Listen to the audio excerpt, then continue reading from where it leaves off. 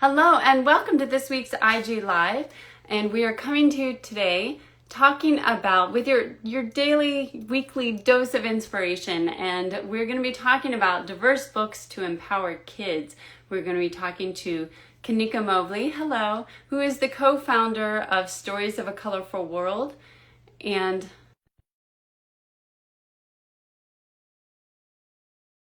in order to empower kids, what is the impact of that? And then how did they make it happen when they had this dream of providing these kind of books, uplifting BIPOC voices? Hello.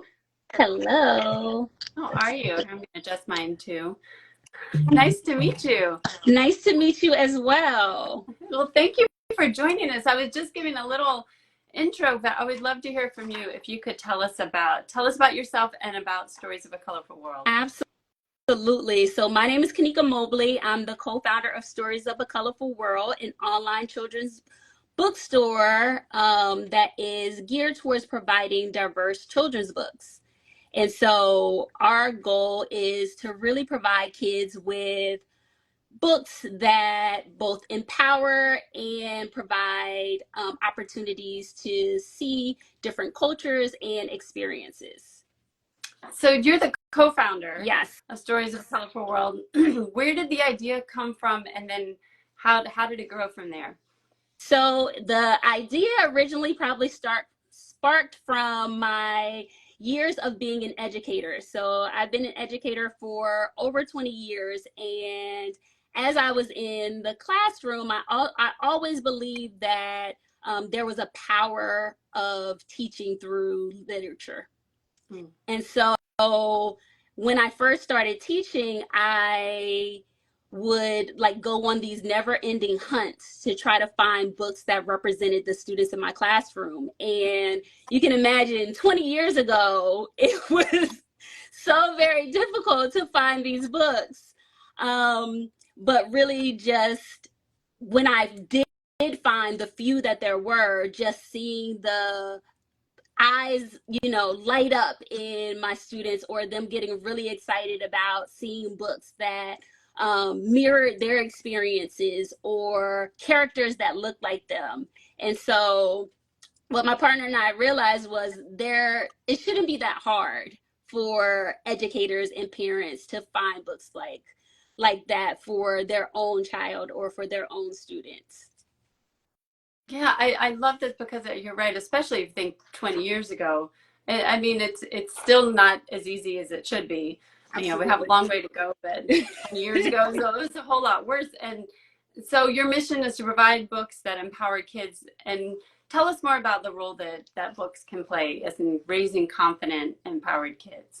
Absolutely. So books have such a powerful role in helping to shape like identity and helping to teach hard lessons, right? It's so when kids are able to see themselves in the books that they read, right? It feels like a validation of their experiences. It really supports them in understanding and helping with parents have conversations about difficult topics, right? As a mom, I know me talking to my son about something, sometimes he doesn't, really take it in, but being able to see a character go through the same experience or a character have a similar struggle, both helps to really make it feel real, and for kids being able to see like I'm not the only one, there are other people, or I see my own experience in this, which is really validating and being able to help kids feel valued, and confident about how they are approach the world. Right. And I know something you've talked about, which I love how you guys put this, is you said that diverse books shouldn't just be relegated to an ethnic aisle, which I think is something we've all seen happen. Tell us more. Why is this so problematic, and what is different about how you approach it? Absolutely. So one of the things that we find problematic about it being relegated to, say, an aisle or a section is really because that also sends a message that people are only relegated to this space, or that they only can exist in certain ways in this world, right? It teaches us how we approach the world and what our role in the world is. And so when we think about it, we really want books to really live in all spaces and kids to know that they are free and confident to be in all spaces, right? A mystery is a mystery no matter what the characters in the Right. book look like. A sci-fi book should be on the sci-fi shelf Yeah. because it doesn't matter what those characters look like or what languages they speak, you know. So we really want to empower kids to see themselves, but also to push for, you know, publishing and the book industry to not separate and divide based on different based on culture or based on gender or, you know, what have you. Yeah, I love that because it also kind of brings up for me like some mixed feelings I have about Heritage Months. Of course, we know because of the way our society is that we need them, but on the other hand, I do a lot of book reviews, and I always Yes, feel a little awkward doing here's my Black History Month books or here's my AAPI month books, and because it, like you said, it does kind of set them aside. At the same time, I know there are people that are specifically looking for books for that month or with that heritage. But like you said, it also seems so much more, I know, it's so much more important for kids to see them integrated into like, here are just books about feelings. Here are books about, like you said, here are absolutely. great sci-fi books, and it's just integrated into that. So I love how you talked, and especially that the way you have it set up is really pushing publishers to do the same. Absolutely. Because I think that's the important piece, right? So when we go into a big box store, you know, when families want to find a book, our kids are not saying, I'm looking for the book with the Black character or the book with Right, the Latinx character, right? They want a mystery. They want a right. book that, you know, really pushes the things that they enjoy, that they like. And so if they can go to a section and find those type of books, then how the more powerful of a selection there are, and how do we increase readership and the love of reading when kids can go into a section and have so many books to choose from that don't all look and feel the same. Right, right. And so what kind of reaction do you get? I mean, I'm asking this, and even though I kind of already know the answer because you share it so much on your Instagram. Anybody who hasn't gone to your Instagram really should, because you have these really great reels showing how kids and adults react when they, because I know you do like a lot of book fairs and things like that. Absolutely. You're an online retailer, but you have kind of a real world presence. But why don't you tell us about what that's like to see those kinds of reactions and when they see what collections you have? Absolutely. So that's my favorite part. So we are online, but one of the things that I really enjoy, even though I am self proclaimed introvert, um, but one of the things that I really enjoy is getting out and seeing the reactions of families, right? It is so great when kids are walking past our table and they're like, books! And they get so excited to see, you know, our books, or families where sometimes it's like the audible gasp of just seeing the books that are on our table. Um, but one of the reactions that I will never get old to me is just families who say, like, I wish I had this when I was a kid. Yes. Like Yeah. I hear that so many times. Like I really wish I had books like this when I was a kid. And we know we're a long way from where we should be, but we've come a long way as well. And Are so people surprised? Like they people I are would just still see that surprised. there are Yes, so many because, like you said, like these are not ones that are necessarily promoted. Are they surprised to just see how many of the books there are by BIPOC authors? absolutely. Mhm. Absolutely. They are always shocked to see. We had a space in Bryant Park in New York at the Bryant Park Winter Village. And so we created a whole shop with our Mm. stores. And like when people would come in just to see their faces, just because, our space was really centered in the stories and experiences of BIPOC families. And so for them to come in, and these are people coming from not just New York, but like people around the world, and to be able to hear stories from people who live in different countries who will say, I don't see enough of these books where I live, or they wanted to grab so many because they wanted their kids to have them, or family members to have them in like the countries that they came from, because they don't see them. Right. That's interesting to think about how it's not just a problem here in the U.S., but obviously in other places as well. Absolutely. And so, well, and I guess that's one advantage of being online is that they could also purchase from you. But I'm curious that this isn't something we talked about beforehand, but hearing you talk about doing the in-person events just to get a little marketing advice from you. So do you find that that is really helpful since you are an online retailer to make sure you actually have those in-person events and that in-person presence? I do, because even though people's spending habits are different, right? We do a lot of online shopping and things like that. But there is one thing about books, like to be able to touch it and feel it and look through it before purchasing, like people really enjoy. Interesting. Oh, that's good to know. We did, and just a little plug-in for the Louisville Book Fair that's coming up that we're helping promote. So everybody should watch out for that because book fairs, like you said, they're a great opportunity to pick up books and to meet authors, which is also really important. But to go back to, you talked about the benefits of building confidence in kids through diverse books, and people may not think about the link between seeing yourself represented in books and fostering that lifelong love of learning and learning to read. So what's the connection with that? Absolutely. So one of the things is like representation in books really allows kids to see their worth and their potential. And so just really being able to see all the things that they're capable and able to do. Right. So we have some books that are all about a book called like Girls Like Me or Boys Like Me. And it's all about the different careers that, you can have as a girl or as a boy, and them just being able to see the many possibilities. Right. Some of the jobs I was like, oh, I've never even heard of that. So right.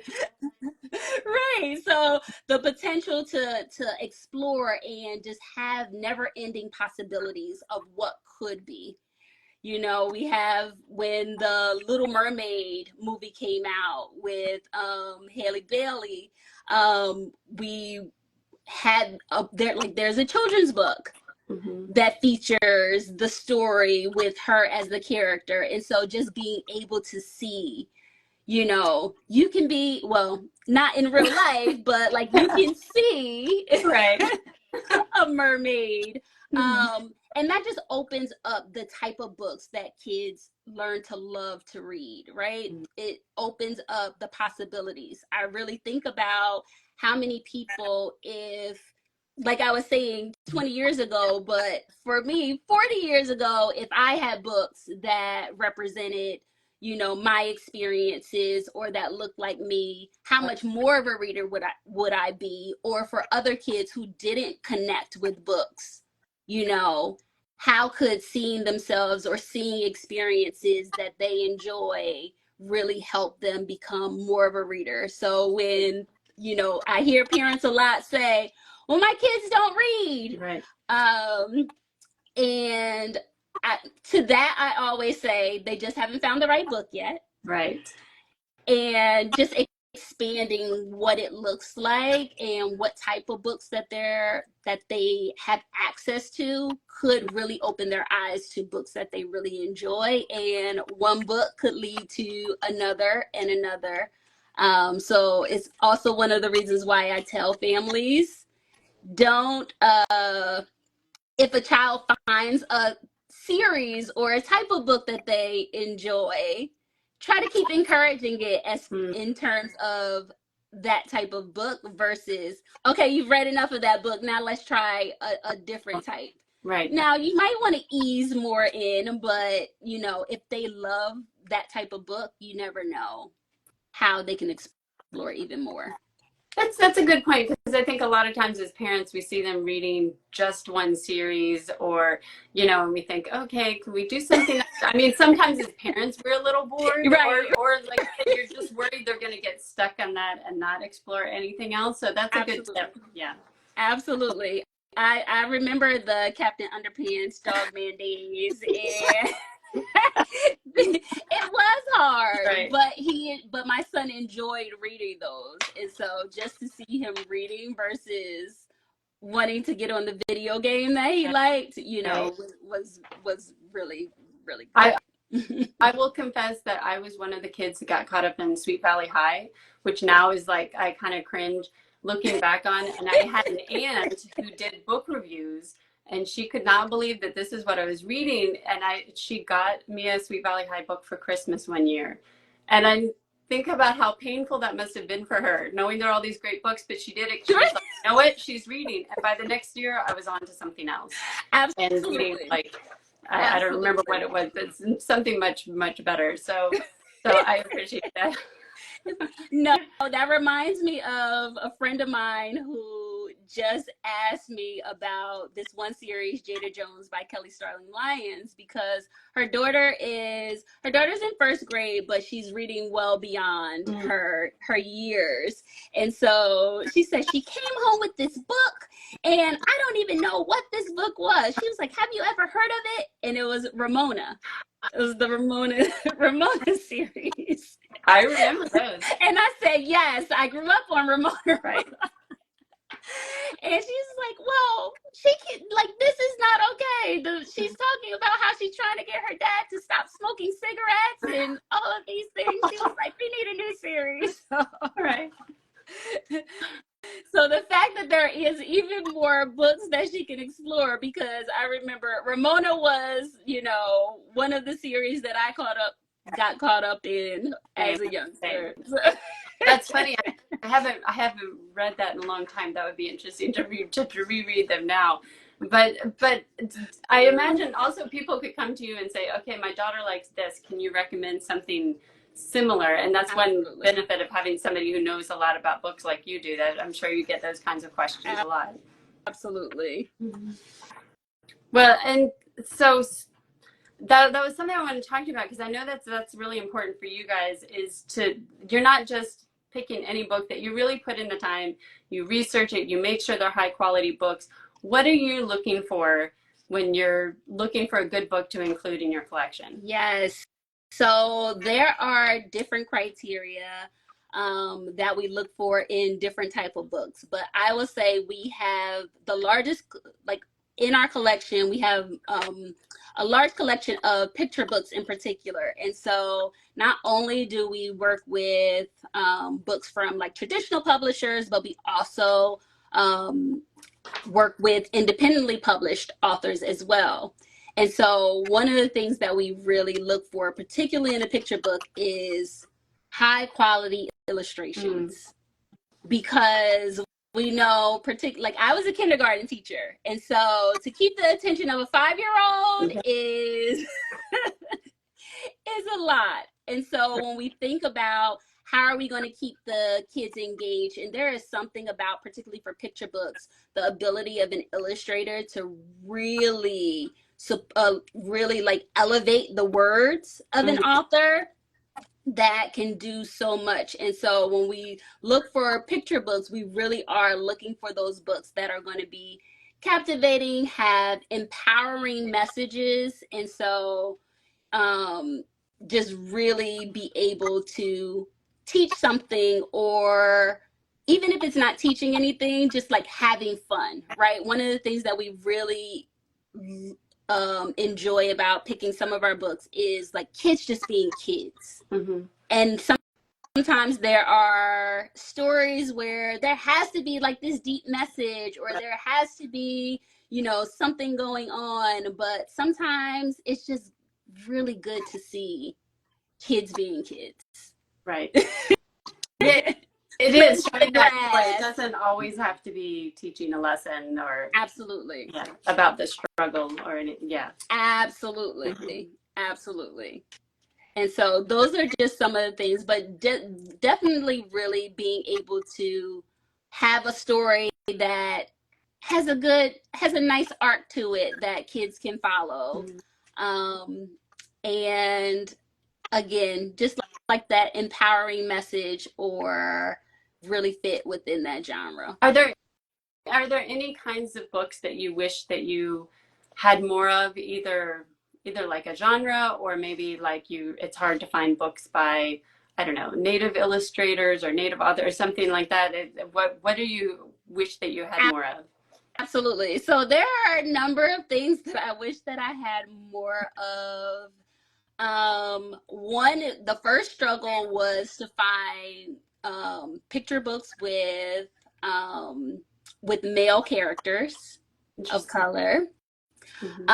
And then we were able to actually find a number of them, but definitely native, because even in the publishing world, they represent less than 1% Mm.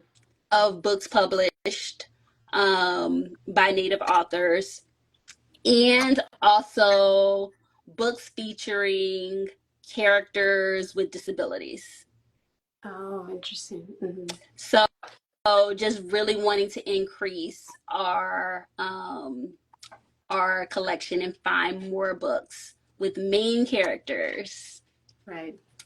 Right, because I feel like there's been an increase of talking about disabilities and picture books that are those kind of crowd picture books, or Absolutely. ones like a big classroom, and they always make sure to put a kid in a wheelchair. So when it's always a Yes, kid in a wheelchair, it's not other disabilities, but like you said, they're not usually the main character. Um, and and if it is, or and especially like you said, one's just showing kids being kids, very rare absolutely. character about something else, and that's not Absolutely. It's like I love my body, and we'll see, characters of different body shapes and right. able-bodied people. But I think we have one book I was like over the moon about, which is like a early chapter book, and it is Wednesday and Wolf, and it's about a little girl who is a detective, but she also happens to have like juvenile diabetes. And so, yeah, and so it talks about it, but it's like the book is a mystery, right? Right. Or I don't know if you know, Mighty Mila is another series of the girl with cochlear implants, and they talk about it, but and that's not what the myth story is about. The story is about Exactly. something else, but she just happens to have cochlear implants. But Right. something you very rarely see. Right. Mhm. And so definitely that's something that if there are any authors out there I who was just thinking, I've been watching. If you're looking for a topic. absolutely. Well, I want to Absolutely. circle back, so we're coming up on time. I want to go back to kind of the beginning of how, because now that we've seen like what impact you're having, and how you're helping provide this service to families, but also kind of pushing the publishing industry. Yes, there are levels to diversity. That's a Absolutely. great way to say it. Um, do you have any tips about how did you go back?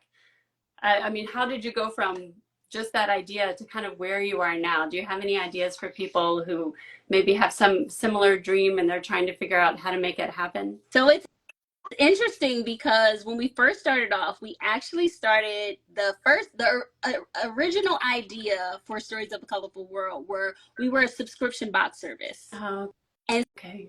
so we actually launched in December 2019 with our first like holiday box. And so we were going to send out, boxes to families once a month, based on a theme. And just 3 months later, COVID happened, Right, right, which rocked everyone's world, particularly you know, startup business. right. And so we had to do a lot of really thinking about how we could still continue our mission of supporting families with getting diverse children's books into their hands.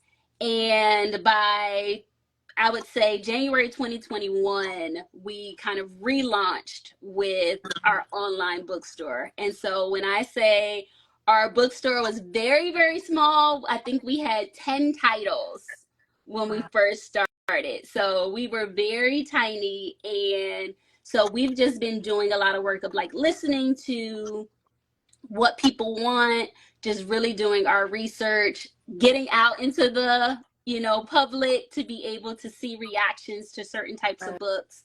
And so now we probably have over, I would say, 300 titles in our Wow, collection. what a difference Right? in just a few years. I mean, it really hasn't been that No, long. no, but really just trying to find the, books out there and connecting with other, like particularly independently published authors. And how did you stay motivated? I mean, I think especially when COVID hit, that must have been such a blow. How did you kind of stay with it and figure out how to pivot and come out with something new the next year? I think it was just a determination to really try to stay true to the mission, right? Mm. We really wanted to, we knew that there were so many quality books out there and that people didn't know about. And we just really wanted to continue to like highlight those books. So we even started doing author interviews and then learning from authors their stories, which was so powerful. And I think that really continued to motivate us to continue to do the work. Well, that is very inspiring, and we appreciate you taking the time to talk with us today. Anybody who hasn't visited the page, we have the link to it, and obviously in our notes. And I really encourage you to go and check out the collection. It's pretty amazing. Or look at the reels and see the reactions. If you don't believe in the power of diverse books, go watch these reels because it's really wonderful to watch. But thank you for taking the time to talk with us today. Thank you. It was a pleasure. And anybody who's joining us late, as always, this will be up on Instagram in just a few minutes, and later we'll have it on our YouTube channel. Thanks, everybody. Bye. Thanks. Bye.